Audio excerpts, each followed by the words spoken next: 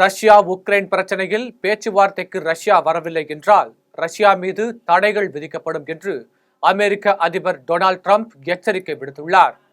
அமெரிக்காவின் 47வது அதிபராக பதவியேற்ற ட்ரம்ப் பல்வேறு அதிரடி உத்தரவுகளை பிறப்பித்து வருகிறார்.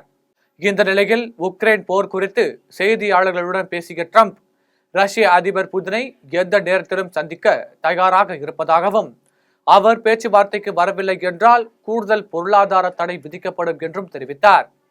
போர் ஒரு பொழுதும் தொடங்கி இருக்கக்கூடாது. திறமையான அதிபர் இருந்திருந்தால் போர் நடந்திருக்காது. நான் அதிபராக இருந்திருந்தால் உக்ரைனில் ஒருபோதும் போர் நடந்திருக்காது.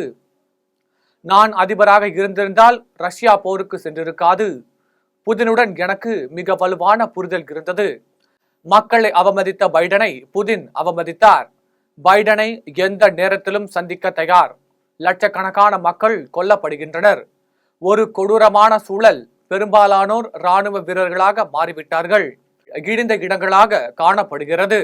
உக்ரைனில் அறிவிக்கப்பட்டதை விட அதிக அளவிலான மக்கள் பலியாகி உள்ளனர். உண்மையான எண்ணிக்கையை வெளியிடாததற்கு உங்களை குறை சொல்லவில்லை. வெளியிட விரும்பாத அரசை குறை கூறுகிறேன் என்றார்.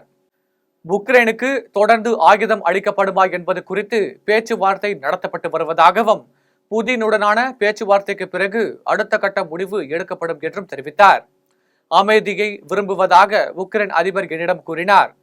இரு தரப்பினரையும் எந்த நேரத்திலும் சந்திப்பேன்.